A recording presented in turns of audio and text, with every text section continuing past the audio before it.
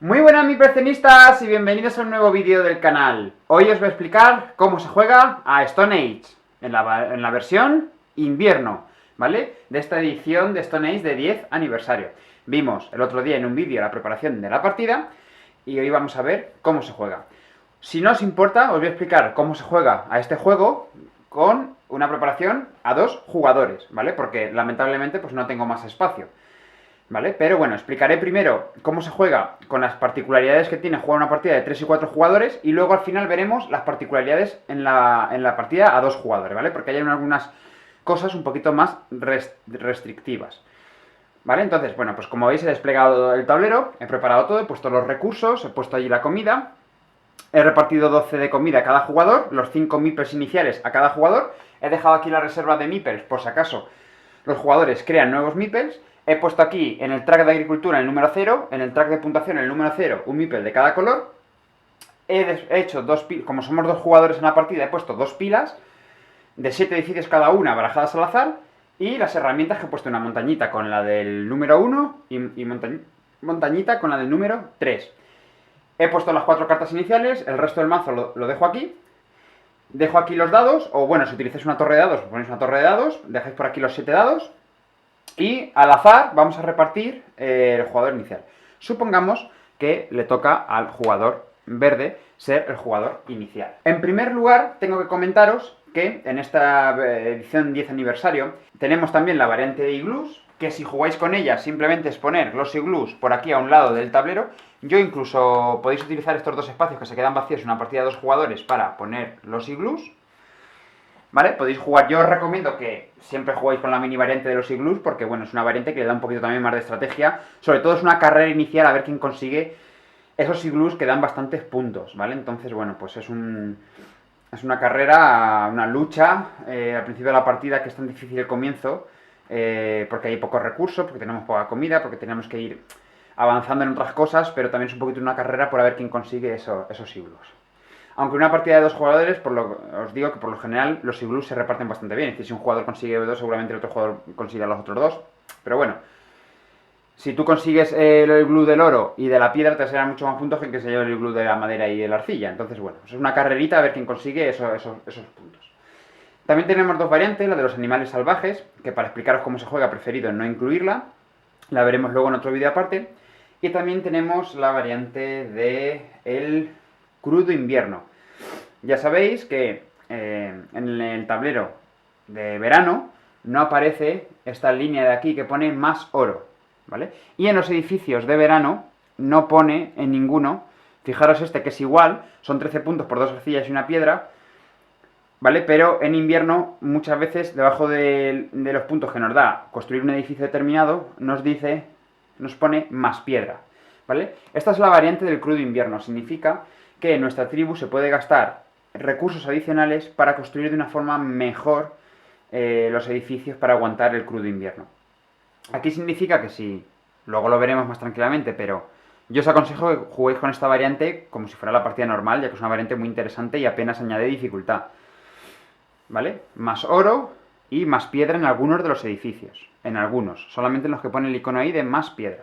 ¿Vale? Esa es la variante del crudo invierno, que también la voy a explicar. De todas maneras, es muy fácil. Cuando tú compres una carta del mercado de cartas, tienes la opción, la posibilidad de dar un oro, es decir, de gastar un oro adicional. Al gastar ese oro adicional te van a dar 6 puntos de victoria, porque es el equivalente a los oros, los 6 puntos de victoria, ¿vale? Entonces tú, el oro te lo puedes guardar para otros usos que tú quieras tener, ¿vale? Para comprar edificios, para, yo qué sé, para lo que tú quieras. Pero además aquí te dan la opción de canjear oros por 6 puntos de victoria. Solo un oro por cada carta comprada, ¿vale? O sea que está bastante bien. De igual manera ocurre con la piedra en los edificios. Tú puedes, en vez de construir tu choza de arcilla y de madera, pues tú puedes gastarte piedra y reforzar esa casa para aguantar el crudo invierno, para aislarla un poquito más. O para hacerla más resistente, mejor dicho, porque la piedra aísla poco. Entonces, bueno, pues realmente tú lo que tienes que hacer es, aparte de gastarte las 2 arcillas y la piedra, pues si das una piedra adicional, puedes ganar 5 puntos. ¿Vale? Solo una por cada edificio que tiene este símbolo.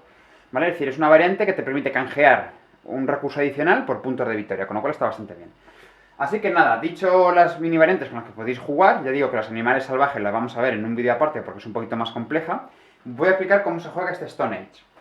Lo mismo da versión de verano, es decir, edición clásica del Stone Age, con esta edición 10º aniversario con la variante de invierno. Lo mismo da que utilicéis esta cara del tablero que la cara de verano. Se juega igual. Así que nada, es importante que sepáis que el juego se va a jugar en un número ilimitado de rondas de juego, ¿vale? ¿Por qué se va a jugar un número ilimitado de rondas de juego? Porque aquí la partida solamente termina cuando se desencadena el final de partida. ¿Cuándo se desencadena el final de partida? Muy importante. Cuando nosotros vayamos a robar una carta para reponer en el mercado y ya no haya cartas del mazo de robo. Ahí automáticamente se termina la partida. Se procede a la puntuación y el jugador con más puntos gana, como cualquier Eurogame. Esa es una de las dos opciones para que se desencadene el final de la partida. La otra opción para que se desencadene el final de la partida es que una de las dos pilas de edificios se agote. Es decir, si en esta pila quedan los 7 edificios todavía, pero aquí se han comprado ya 6 edificios y solamente queda el 7º edificio, en el momento en el que se compre el 7º edificio, se finalizará esa ronda y al final de la ronda se procede a las puntuaciones. ¿Vale? Una de las dos pilas. Ojo, que este error lo comete mucha gente. El final de la partida se desencadena cuando una de las dos pilas se quede sin edificios. No las dos. ¿Vale? Hay jugadores que juegan hasta que las dos pilas no se queden sin... No. Cuando una pila se quede sin edificios, se procede a la puntuación del juego. Claro, esto puede servir para un jugador que vea que va bastante aventajado respecto a los demás, pueda agotar una pila rápidamente, sabotear esa pila de edificios, construir esa pila de edificios para desencadenar el final de la partida, porque le interese, porque vea que va con una ventaja de puntos y sepa que va a ganar ya. Entonces, ese jugador va a ir a por una misma pila para agotarla lo antes posible y para... Entonces, lo que tienen que hacer los otros jugadores es bloquearle que no pueda conseguir esos edificios, ¿vale? Ahora veremos cómo. Vale, pues entonces, el juego se va a jugar en un número ilimitado de rondas hasta que se desencadene el final de la partida. Cada ronda del juego está compuesta por 3 fases muy importantes. La primera, colocar a nuestros miembros de la tribu por las zonas del tablero para realizar las acciones. La segunda fase, vamos a realizar dichas acciones. Y la tercera fase, vamos a tener que hacer la fase de alimentación. Esa fase tan tediosa, tan odiosa para algunos, ese mantenimiento de la tribu, que en algunos juegos es muy apretada, en algunos juegos es muy agobiante, como por ejemplo se me ocurre el agrícola, pero que en otros juegos es un poquito más liviana y con una buena estrategia, con un buen cálculo, pues lo podemos salvar sin problemas. Aquí es incluso más recurrente que en otros juegos como el agrícola. Aquí, al final de cada ronda, le vamos a tener que dar de comer a la tribu, pero siempre va a ser más sencillo darle de comer a la tribu, ¿vale? No nos va a generar el agobio que nos generan otros tipos de juegos. Por lo tanto, esto es un juego clave para iniciar a la gente no jugona. Bueno, veamos allá cada una de estas 3 fases. Para colocar meeples, lo que vamos a hacer es distinguir cada uno de los sitios en los que nosotros podemos colocar meeples. Fijaros, en el tablero hay una serie de circulitos que nos indican las zonas en las que podemos colocar meeples, o los miembros de nuestra tribu. Fijaros que aquí hay un medio círculo, eso va a tener un significado, pero esta es la zona de caza, y la zona de caza se van a poder colocar meeples. Fijaros que esto es el bosque, y en el bosque se van a poder colocar meeples para obtener madera. Esto es el pozo de arcilla, que se van a poder colocar aquí para obtener arcilla, ladrillos de arcilla. Esto es la cantera, y nos podremos situar aquí para conseguir piedra. Y esto es el río, ¿vale? Y nos podremos situar aquí para conseguir oro. Fijaros que las cartas también tienen cada una su circulito. Significa que si yo quiero comprar esta carta, pues me tendré que situar con un meeple aquí. Si yo quiero comprar esta carta, pues en cada una de las 4 cartas podremos situarnos para comprar dicha carta.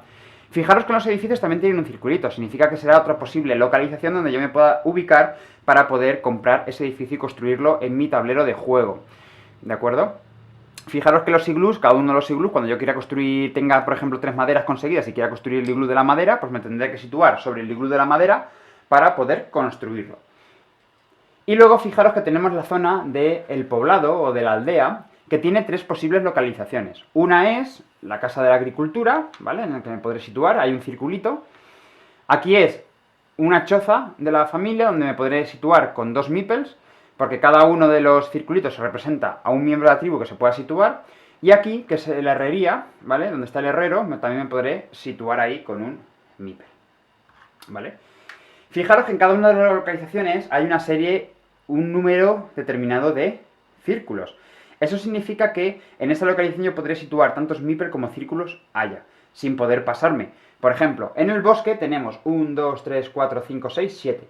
Hay 7 círculos. Significa que en una ronda la localización del bosque podrá estar determinada por hasta 7 meeples, de los colores que sean, de los jugadores que estén ahí, pero como máximo 7. Yo no voy a poder colocar miembros de tribus diferentes, de más de 7 miembros, ¿vale? Porque es el aforo, digamos que es el aforo máximo del bosque. En la Pozo de Azirilla igual, son 7, en todas las localizaciones de recursos son 7. Es importante destacar en este juego que hay 4 tipos de recursos, es decir, los recursos de este juego son 4. La madera, la arcilla, la piedra y el oro. La comida no se cuenta como recurso, como en la mayoría de los juegos, ¿vale? Entonces solamente tenemos estos 4 tipos de recursos. Fijaros que en las cartas, lógicamente, solamente hay un círculo, y para comprar una carta solo es necesario que yo me sitúe con un meeple sobre ella.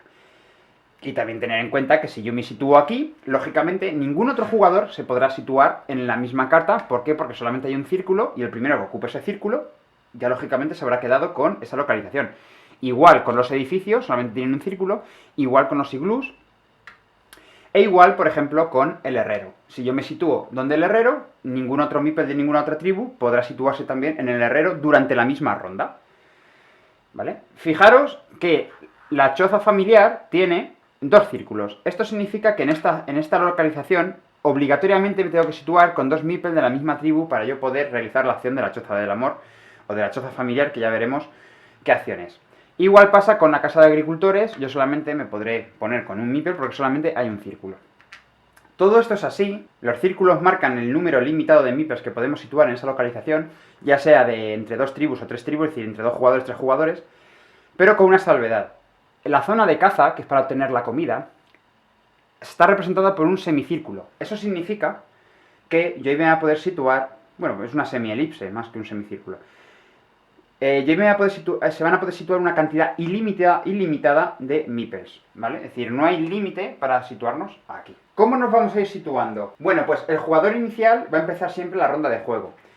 El jugador inicial, en el primer turno, en la primera ronda de la partida, se ha hecho al azar. Pero en sucesivas rondas, el jugador inicial va a ir avanzando en el sentido horario. Siempre, al terminar la ronda, esto no es como otro juego que tengo que pujar o tengo que realizar alguna acción para escoger el jugador inicial para la siguiente ronda. Aquí el jugador inicial va a ir rotando en una posición en cada una de las rondas, siempre en sentido horario, es decir, a izquierdas. El jugador verde le tendrá que pasar al jugador de su izquierda el jugador inicial para la siguiente ronda. En una partida de 2 jugadores, alternativamente, cada uno va a ser en una ronda el jugador inicial. Vale, pues entonces, como el jugador verde es el jugador inicial, él va a empezar a situar meeples. Cuando el jugador verde vaya a situar meeples, empieza con 5 meeples la partida, con 5 miembros de la tribu, yo voy a poder elegir una localización donde colocar los meeples, y yo podré elegir el número de meeples que pueda colocar. Es decir, por ejemplo, yo coloco 3 en el bosque. Vale, muy bien.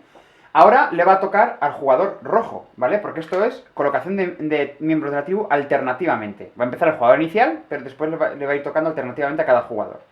Cuando yo empiezo y coloco, yo puedo colocar, como si quiero colocar los 5 meeples en el bosque, pero yo ya no podré situar más meeples a lo largo de la ronda, ¿vale? Entonces yo tengo que pensar muy bien cuántos meeples me quiero dejar para más tarde y cuántos meeples me quiero dejar para más adelante. Yo colocaré en una localización los meeples que yo quiera, en una sola localización, le tocará a otro jugador, colocará en una sola localización los meeples que quiera, y así sucesivamente. Vamos a hacer un ejemplo de esta fase 1 de colocar miembros de la tribu. Por ejemplo, yo soy el jugador verde y decido colocar 2 en el bosque. Vale, pues coloco 2. Sabemos que como máximo en el bosque podrá haber 7 meeples. Yo he elegido una localización, he colocado 2 miembros de la tribu y ahora le toca al jugador rojo. El jugador rojo decide colocarse en la herrería, ¿vale? Ahora le vuelve a tocar al jugador verde. El jugador verde decide colocar un meeple en el río para conseguir oro. Y luego el rojo pues decide colocar 3 en el pozo de arcilla, por ejemplo. Luego veremos que en una partida de 3 y 4 jugadores, el rojo podría venirse al bosque también, ¿vale? Pero en una partida de 2 jugadores, si yo me coloco en cada una de las localizaciones, al otro jugador ya se la bloqueo. Es decir, el jugador rojo ya no podría ponerse en el bosque, ¿vale? Pero bueno, si hubiera 3 y 4 jugadores, pues el jugador rojo se podría colocar en el bosque perfectamente.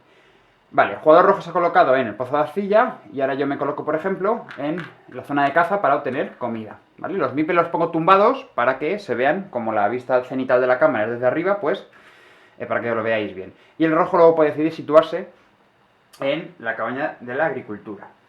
¿De acuerdo? Una vez que estén colocados todos los meeples, ¿vale? Todos los jugadores, el jugador que se haya quedado sin meeple, pues lógicamente pasa porque ya no puede colocar meeples. Y cuando todos los jugadores hayan colocado todos sus miembros de la tribu, todos sus meeples, entonces pasamos a la fase 2 de realizar las acciones. ¿Vale? En este caso, no se van a ir realizando las acciones alternativamente, sino que el jugador inicial va a resolver las acciones de sus meeples. ¿Vale? Y posteriormente, en sentido horario, pues igual, se irán realizando las acciones de los meeples. ¿Vale? Vamos a ver en cada localización qué acciones se realizan. En el caso de la herrería, bueno, empezaríamos por el jugador inicial, que es el verde, resolveríamos todos los meeples del jugador verde. Eso sí, en el orden que el jugador verde quiera. Porque, por ejemplo, si el jugador se ha situado aquí y tiene que pagar recursos para comprar esa carta, primero él podrá resolver los recursos en el orden que él prefiera. Primero a lo mejor él puede resolver la madera para obtener recursos para luego comprar la carta, porque a lo mejor ahora mismo necesita recursos para poder comprar la carta ya que no dispone de los necesarios. ¿Vale? Es decir, el orden lo elige el jugador para realizar las acciones. ¿Vale? Lógicamente ya hemos dicho un poquito en cada localización qué es lo que se realiza, ¿no? Aquí, por ejemplo, podremos obtener madera, aquí podremos obtener arcilla, aquí piedra, aquí oro. ¿Vale? Aquí podremos obtener comida. ¿De acuerdo? En cada una de estas localizaciones, lo que vamos a hacer es lanzar un número determinado de dados. ¿Cuántos dados vamos a lanzar? Bueno, pues por cada miembro de la tribu que tú hayas puesto, tuyo, de tu color, en esa localización de recursos o de comida, tú vas a lanzar ese mismo número de dados. Por ejemplo, el jugador verde decide resolver primero las acciones del bosque. Tiene 2 miembros de la tribu situados en el bosque, por lo tanto va a lanzar 2 dados. Coge de la reserva de los dados 2 dados, ¿vale? Y va a lanzar los dados. ¿Cuánta madera se va a llevar? Bueno, pues se suman los valores de los dados y se va a llevar tanta madera como la suma de los dados dividida entre el valor correspondiente a la madera. Aquí en el tablero individual de cada jugador tenemos una leyenda sobre los valores por los que tenemos que dividir las tiradas de dados. La suma de los dados que ha lanzado el jugador verde del bosque suman 6. Ha sacado un 1 y un 5. 6. 6 entre 3 a 2. Por lo tanto se lleva 2 maderas. Coge 2 maderas del bosque y se las pone en su zona de jugador. Por lo tanto ya tiene 2 maderitas para disponer de ellas, para rondas posteriores o para dentro de la misma ronda. Es importante saber que si yo saco un 7, tenemos que llegar al número entero para poder llevarnos la madera. Si yo saco un 7, siempre se redondea hacia abajo.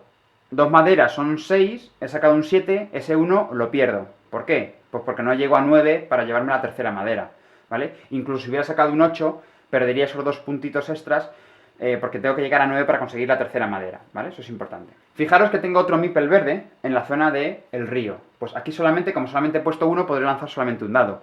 Para llevarme un oro, al menos un oro, tengo que sacar un 6. O sea que es difícil con un solo miembro de la tribu en el río llevarme un oro. Lógicamente, pues he sacado un 3, desperdicio este miembro de la tribu, ya que para los oros es muy aconsejable al menos llevar mínimo 3 miembros de la tribu para poder tener opciones a llevarte un oro. Los oros son caros, pero también son muy valiosos. Una vez resuelto la madera y el oro, recuperas a los meeples y al jugador verde le falta solamente la zona de la caza.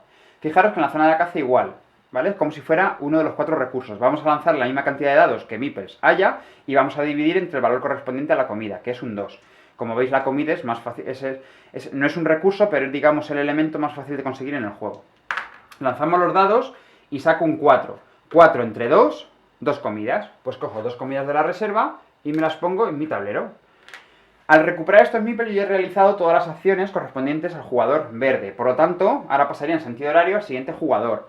Ahora resolvería las acciones al jugador rojo en este caso. El jugador rojo tiene 3 miembros de la tribu en el pozo de arcilla, por lo tanto lanzará 3 dados. Podéis utilizar una torre de dados o el cubilete que viene en el juego. Y sumamos 4 más 2, 6, más 1, 7. 7 entre 4, a 1, y pico. Es decir, no llegamos a 8, lo que me permitiría llevarme 2 ladrillos de arcilla.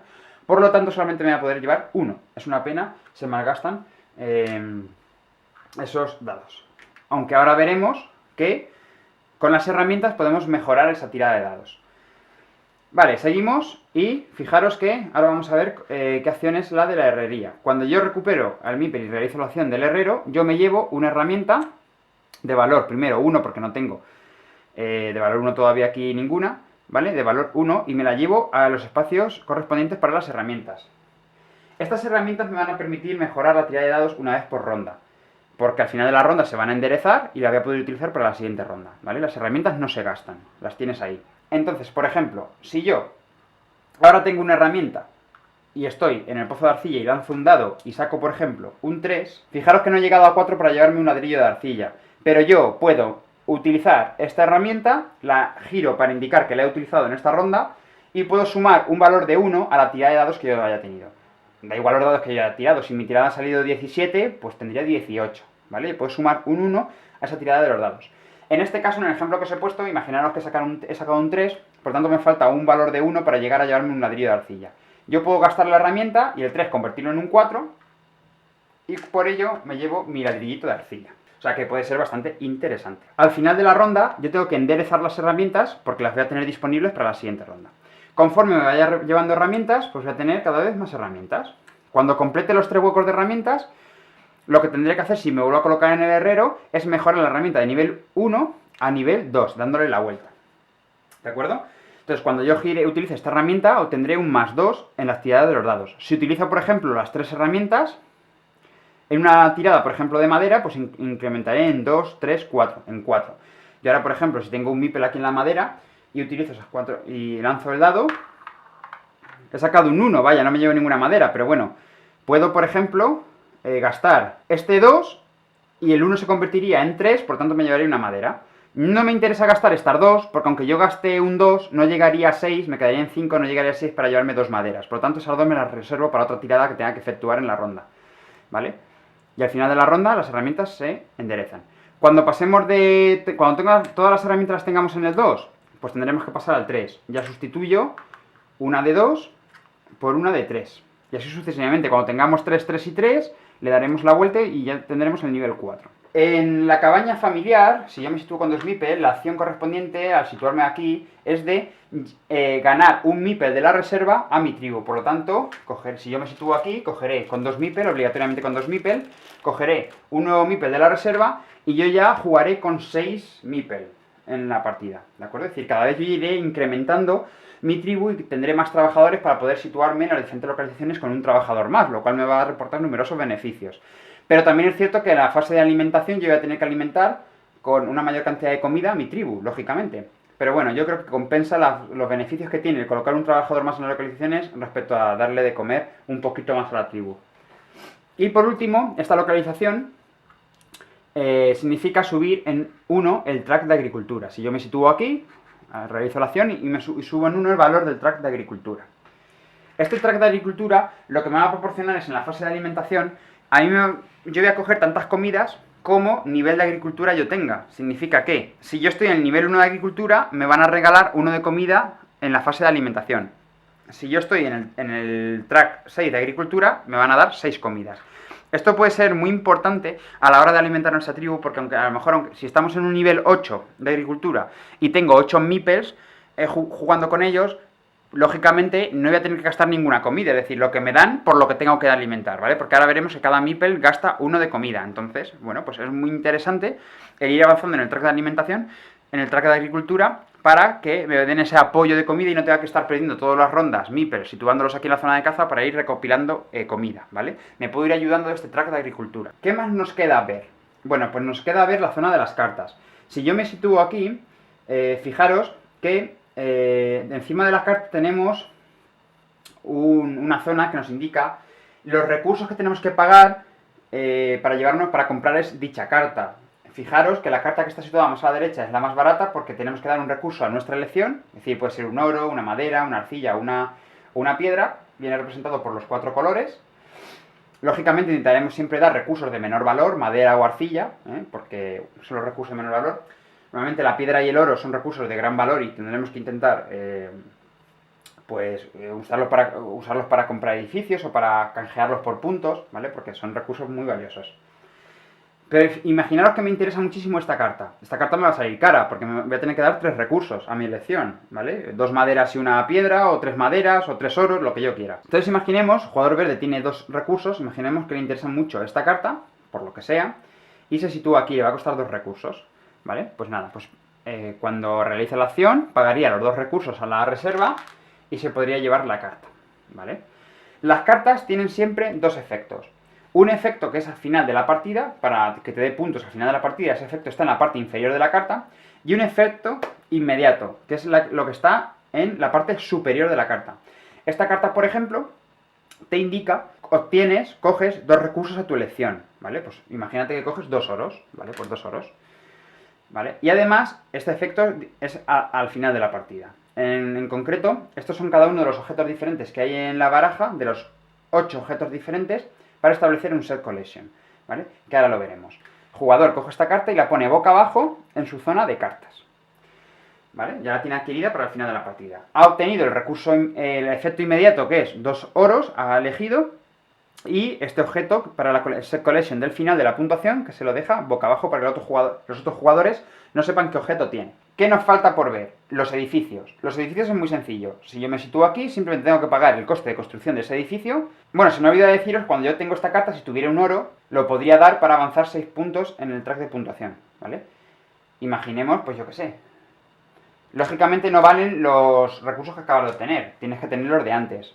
Imaginemos que este jugador, para llevarse esta carta, tiene un oro ya. Bueno, pues dice, bueno, pues para llevarme la carta me cuesta 2 recursos, pago las 2 maderas y además pago un oro adicional para ganar 6 puntos de victoria. Pues adelanta 6 puntos en el track de puntuación y se lleva la carta, ¿vale? Y elige quedarse con 2 oros, por el efecto inmediato de la carta. Vale, pues elige los 2 oros, ¿vale? En ese orden.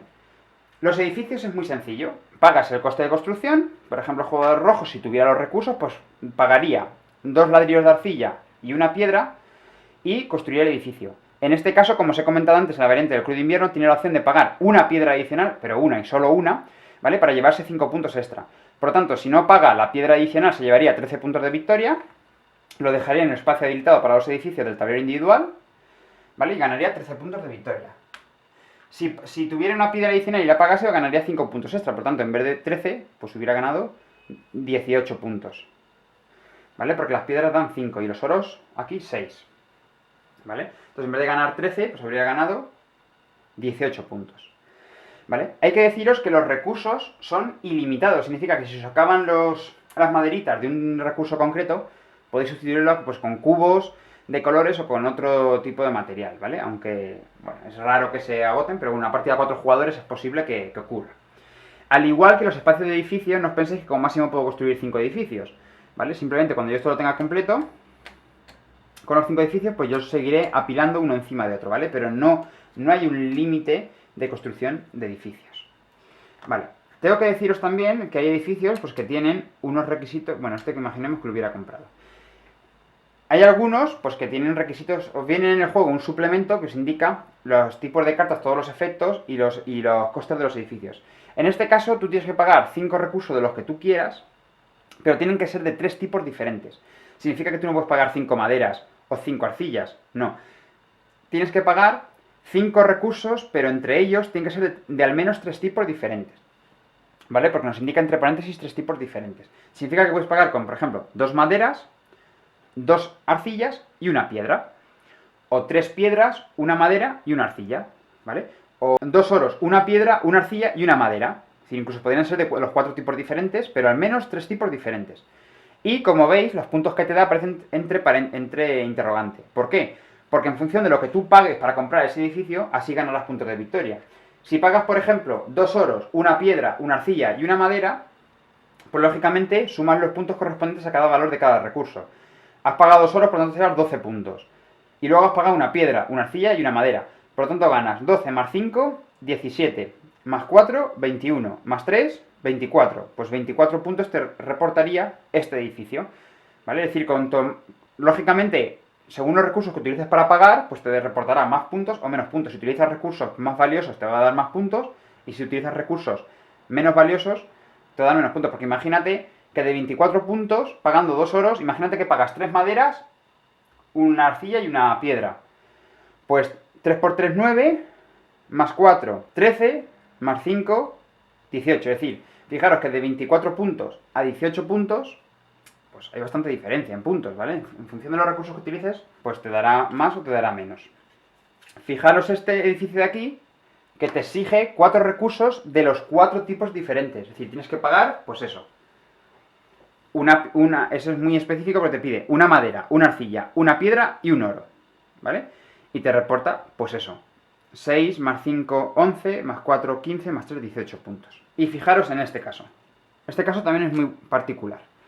5 recursos de un solo tipo, ¿vale? Es decir, 5 maderas, o 5 arcillas, o 5 piedras, o 5 oro. Una vez que hayamos realizado todas las acciones, viene la fase de alimentar a la tribu. Para darle de comer a la tribu, lo que tenemos que tener claro es que lo primero de todo, nosotros vamos a ganar tantas comidas de la reserva como nuestro nivel de agricultura tengamos. El jugador verde tiene un nivel 0, por lo tanto no va a ganar ninguna comida, pero el jugador rojo automáticamente gana una comida porque tiene en el track, está en el número 1, en el nivel 1, ¿de acuerdo? Esto está hasta el número 10, que recibirás 10 comidas en cada...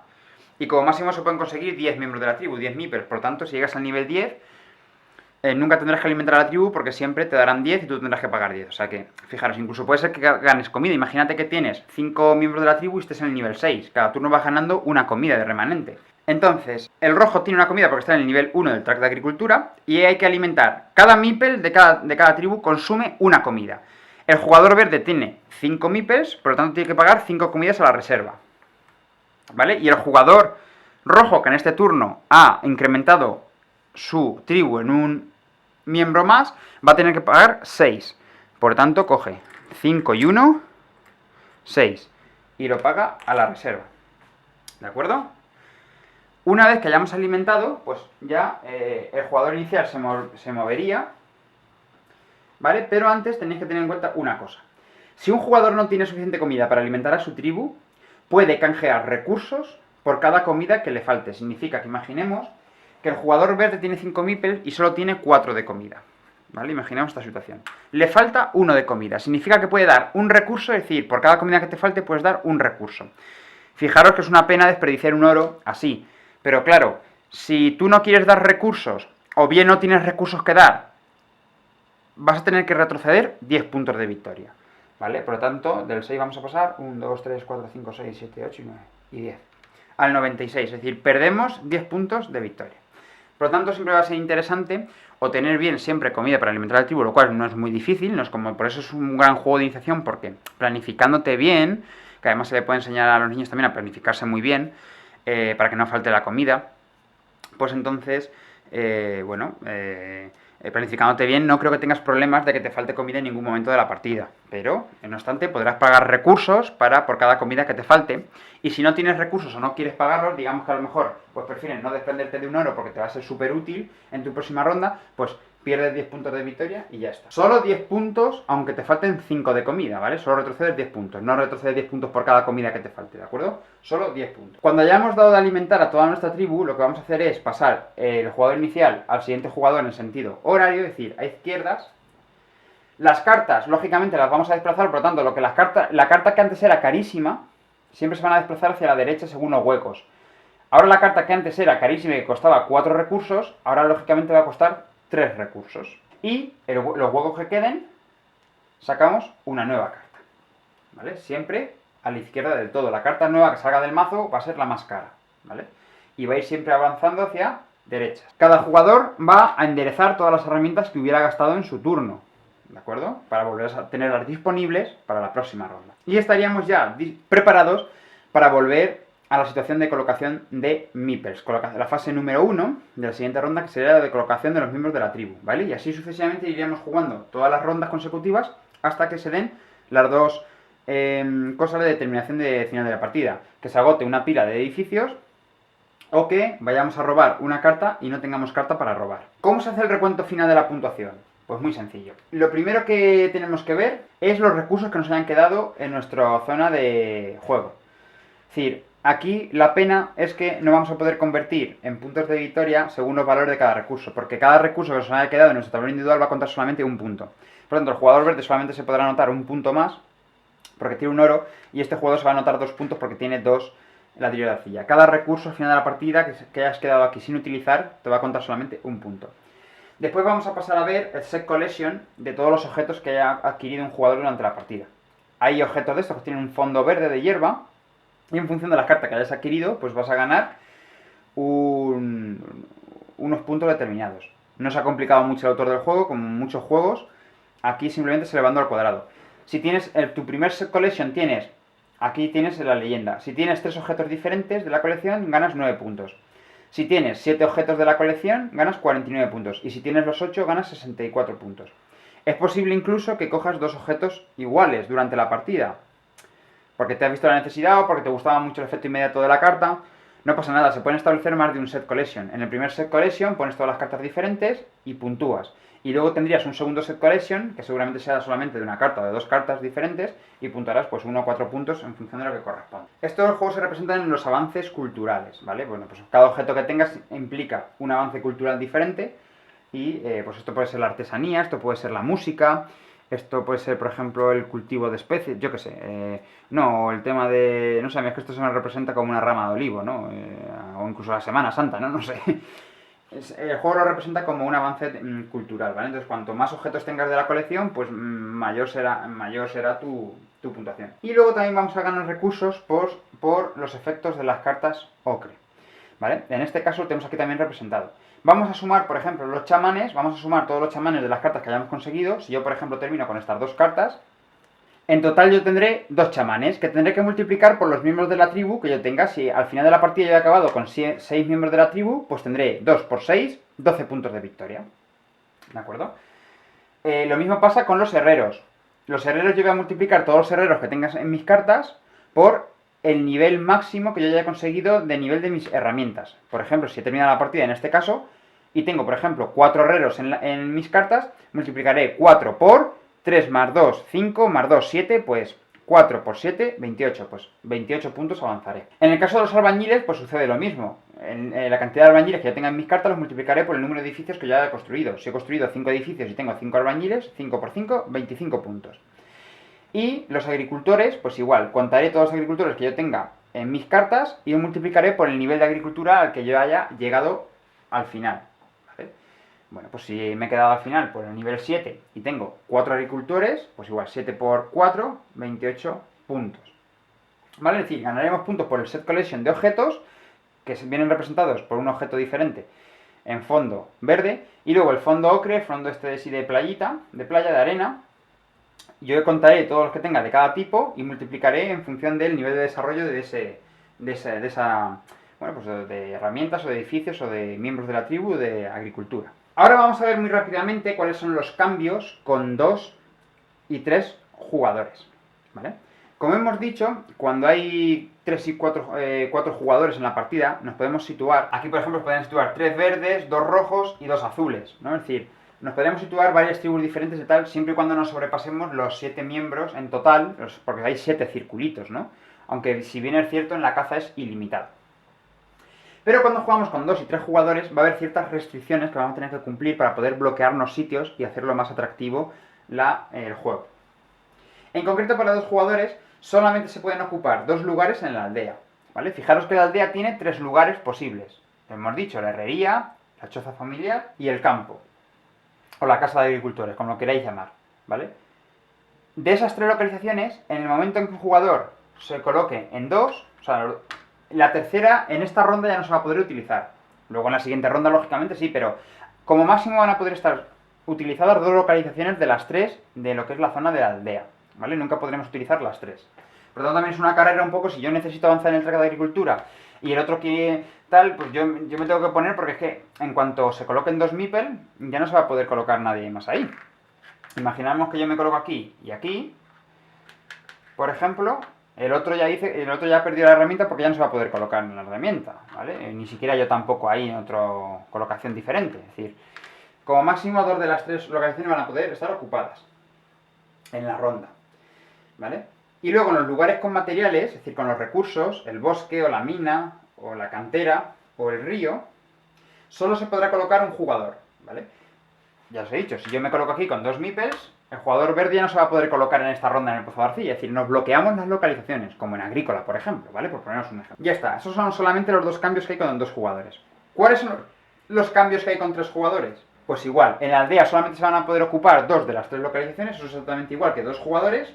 Y luego, en las zonas de recursos, en estas 4 zonas, río, cantera, pozo de arcilla y bosque, o en la mina, como lo queréis llamar, solamente nos vamos a poder situar 2 de los 3 colores, ¿vale? Es decir, 2 de los 3 jugadores, es decir, en el momento que yo me coloque, por ejemplo, 2 y 2, 4, el tercer jugador, imaginemos que lleva el color azul, pues el jugador azul ya no se va a poder colocar aquí, ¿vale?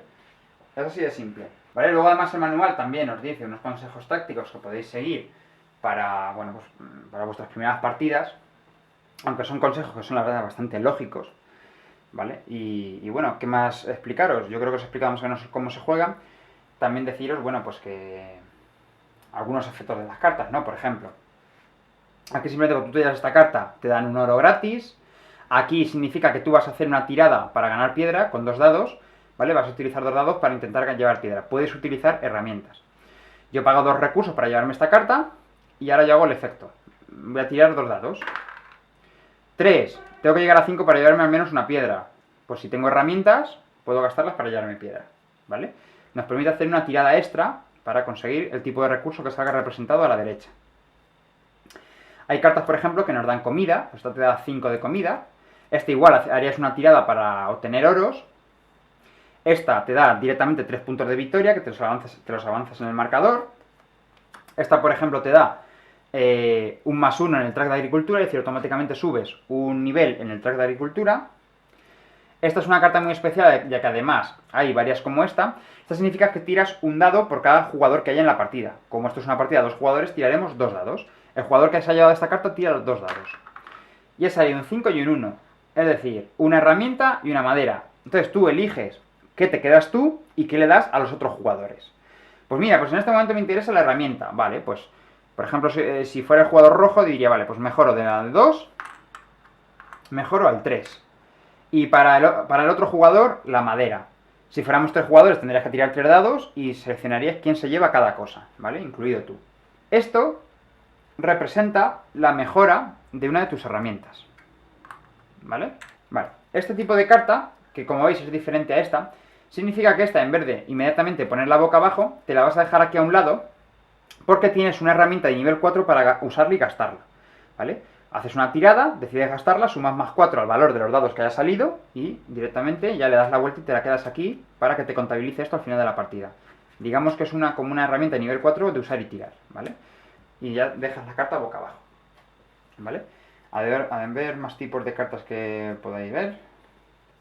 Esto es igual, ¿vale? Ganarías 2 comidas, o sea, 4 comidas en total. Aquí ganas un ladrillo de arcilla, en fin, las diferentes cartas te hacen diferentes efectos. Recordad, un efecto inmediato que se resuelve inmediatamente cuando se gana, salvo las cartas que te dan una herramienta ficticia para luego usarla y gastarla, que esa carta se mantiene aquí de momento hasta que tú gastes ese nivel 4 de herramienta. Pero además cartas tienen un efecto inmediato que se resuelve inmediatamente y luego un efecto al final de la partida, bien el set collection o bien... bueno, realmente también es set collection, ¿no? Pero bueno, multiplicas los multiplicadores para conseguir puntos, ¿vale? O sea que esto es el Stone Age, así es como se juega y bueno, deciros también que quiero traeros alguna partida, 2 jugadores, quiero traeros también la variante en solitario. A ver si puedo grabarla en esta semana, estoy un poquito liado y la verdad es que tengo poco tiempo para grabar. Intentaré traerosla a lo largo de esta semana. Bueno, variante en solitario y oficial, ¿vale? La oficial que ha sacado Hamsing Glue, que ahora mismo está traduciendo de Vir también a nuestro idioma. Pero bueno, yo simplemente la he traducido del alemán y os la explicaré. Se trata de sobrevivir con la tribu de diferentes inclemencias. Y luego empezaré a traeros también de este juego un montón de variantes no oficiales que hay, la verdad es que muy chulas, con cartas de eventos aleatorios que pueden suceder. Y la verdad es que está bastante interesante. Así que nada, mis coleccionistas, espero que os haya gustado cómo se juega. Comentar en comentarios y nos vemos en próximos vídeos. Hasta pronto.